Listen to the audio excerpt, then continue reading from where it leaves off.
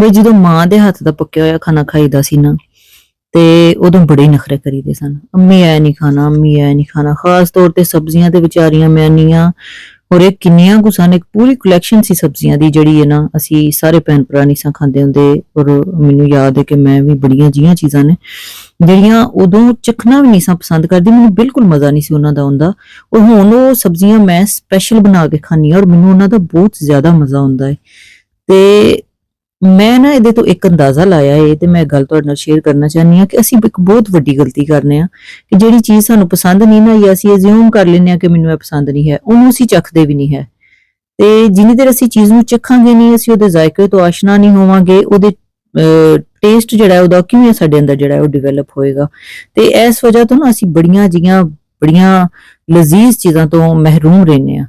ਤੇ ਕਮ ਸੇ ਕਮ ਹਰ ਚੀਜ਼ ਨੂੰ ਚੱਖਣਾ ਤੇ ਉਹਦੇ ਟੇਸਟ ਨੂੰ ਨਾ ਇਨਹੈਂਸ ਕਰਨ ਦੀ ਕੋਸ਼ਿਸ਼ ਜ਼ਰੂਰ ਕਰਨੀ ਚਾਹੀਦੀ ਹੈ। ਤੇ ਅੱਜ ਮੈਂ ਬਣਾਉਣ ਲੱਗੀ ਜੇ ਸ਼ਲਜਮ ਦਾ ਭਰਤਾ। ਕੁਝ ਲੋਕ ਇਹਨੂੰ ਇੰਡੀਆ ਦੇ ਵਿੱਚ ਮੈਂ ਸੁਣਿਆ ਕਿ ਸ਼ਲਜਮ ਦਾ ਸਾਗ ਵੀ ਕਹਿੰਦੇ ਨੇ। ਤੇ ਇਹ ਇੰਨਾ ਕੁ ਮਜ਼ੇਦਾਰ ਬਣਦਾ ਹੈ। ਤੇ ਮੈਨੂੰ ਇਹ ਗੱਲ ਤਾਂ ਯਾਦ ਆਈ ਹੈ ਕਿ ਮੈਂ ਸ਼ਲਜਮ ਹੀ ਕਿਸੇ ਜ਼ਮਾਨੇ 'ਚ ਨਹੀਂ ਸਾਂ ਖਾਂਦੀ ਹੁੰਦੀ, ਤੇ ਬੜਾ ਸਿਆਪਾ ਹੀ ਪੈ ਜਾਂਦਾ ਸੀ ਸਾਡੇ ਘਰ ਜਿੱਦਾਂ ਸ਼ਲਜਮ ਬਣਦੇ ਹਨ। ਤੇ ਹੁਣ ਮੈਂ ਬੜੇ ਸ਼ੌਕ ਨਾਲ ਪਕਾਨੀ ਆ ਤੇ ਬੜੇ ਸ਼ੌਕ ਨਾਲ ਖਾਨੀ ਆ। ਤੇ ਹੁਣ ਜਨਾਬ ਮੈਂ ਸ਼ਲਜਮ ਲਏ ਜੇ, ਤੇ ਉਹਨੂੰ ਮੈਂ ਮੋਟਾ ਕੱਟ ਲਿਆ ਜੇ, ਬਰੀਕ ਮੋਟਾ ਜਿਵੇਂ ਦਾ ਮਰਜ਼ੀ ਕਰ ਲਓ, ਕਿਉਂਕਿ ਬਾਅਦ 'ਚ ਤੇ ਅਸੀਂ ਨੂੰ ਫੇ ਫੂ ਕੇ ਦਾ ਕਚੂਮਰ ਕੱਢ ਦੇਣਾ। ਵਿੱਚ ਮੈਂ ਥੋੜੇ ਜਿਹੇ ਮਸਾਲੇ ਜਿਹੜੇ ਹਾਂਡੀ 'ਚ ਪਾਉਣ ਵਾਲੇ ਨੇ ਨਾ, ਨਮਕ, ਹਲਦੀ ਤੇ ਧਨੀਆ ਪਾਊਡਰ ਤੇ ਥੋੜਾ ਜਿਹਾ ਗਰਮ ਮਸਾਲਾ ਤੇ ਥੋੜੀ ਜਿਹੀਆਂ ਸੁਰਖ ਮਿਰਚਾਂ ਇਹਦੇ ਵਿੱਚ ਪਾ ਦਿੱਤੀਆਂ ਨੇ। ਨਮਕ ਵੀ ਮੈਂ ਤੁਹਾਨੂੰ ਦੱਸਿਆ ਕਿ ਨਹੀਂ ਪਾਇਆ ਹਾਂ। ਤੇ ਇਹ ਬਸ ਨਾ 1 ਚਮਚ ਮੈਂ ਪਾਇਆ ਸੀ ਦੇਸੀ ਘੀ, ਤੇ ਉਹਦੇ ਵਿੱਚ ਸਾਰੀਆਂ ਚੀਜ਼ਾਂ ਜਿਹੜੇ ਨਾ ਇਹਨੂੰ ਸ਼ਲਜਮ ਨੂੰ ਭੁੰਨ ਕੇ ਇੱਕ ਪਾਸੇ ਰੱਖ ਛਿਆ ਹਲਕੀ ਅੱਗ ਤੇ ਗਲਣ ਵਾਸਤੇ।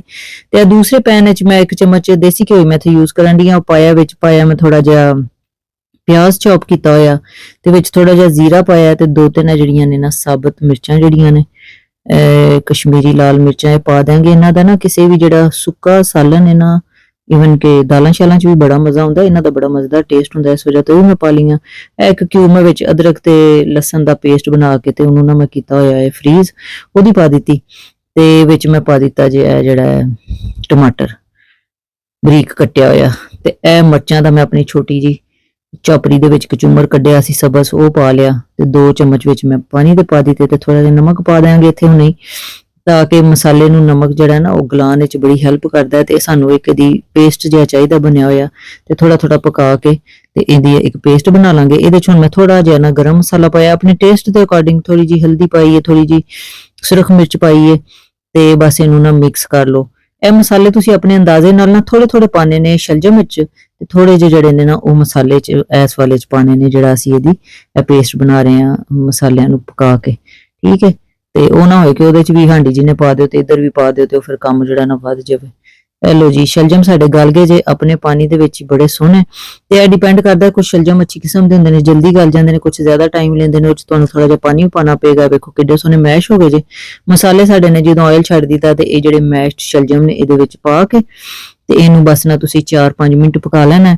ਇਹਨੂੰ ਸ਼ਲਜਮ ਦਾ ਭਰਤਾ ਕਹਿ ਲਵੋ, ਗੋਂਗਲੂ ਦਾ ਤੇ ਖੈਰ ਆਪਣਾ ਹੀ ਮਜ਼ਾ ਨਾ, ਗੋਂਗਲੂ ਤੇ ਅੱਖੀ ਮਜ਼ਾ ਆ ਜਾਂਦਾ।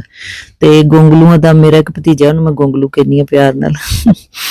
ਤੇ ਇਹ ਗੋਂਗਲੂਆਂ ਨੂੰ ਜਨਾਬ ਅਸੀਂ ਪਾਇਆ ਮਸਾਲੇ ਦੇ ਵਿੱਚ, ਤੇ ਉਹਨੇ ਜਦੋਂ ਫਿਰ ਦੁਬਾਰਾ ਆਇਲ ਛੱਡਿਆ ਤੇ ਉੱਤੇ ਥੋੜਾ ਜਿਹਾ ਧਨੀਆ ਤੇ ਲੀਮੂ ਵੀ ਅਗਰ ਨਿਚੋੜ ਲੋਗੇ ਨਾ ਤੇ ਸਵਾਦ ਵੱਧ ਜਾਏਗਾ ਇਹਦਾ।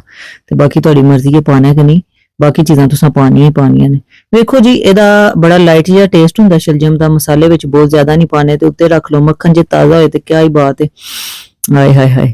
ਤੇ ਬੜਾ ਹੀ ਮਜ਼ੇਦਾਰ ਬਣਦਾ ਹੈ, ਯਕੀਨ ਕਰੋ ਕਿ ਰੋਟੀਆਂ ਚਾਵਲ ਜਿਸ ਤਰ੍ਹਾਂ ਮਰਜ਼ੀ ਤੁਸੀਂ ਖਾਓ, ਬਹੁਤ ਹੀ ਟੇਸਟੀ ਲੱਗਦਾ ਹੈ। ਤੇ ਜੇ ਤੁਸੀਂ ਸ਼ਲਜਮ ਨਹੀਂ ਨਾ ਖਾਂਦੇ ਤੇ ਇੰਜ ਇੱਕ ਵਾਰੀ ਬਣਾ ਕੇ ਤੇ ਇਹਨੂੰ ਟਰਾਈ ਕਰਕੇ ਤੇ ਜ਼ਰੂਰ ਮੈਨੂੰ ਦੱਸਿਆ ਜੇ ਕਿ ਤੁਹਾਨੂੰ ਇਹਦਾ ਟੇਸਟ ਕਿਸ ਤਰ੍ਹਾਂ ਦਾ ਲੱਗਿਆ।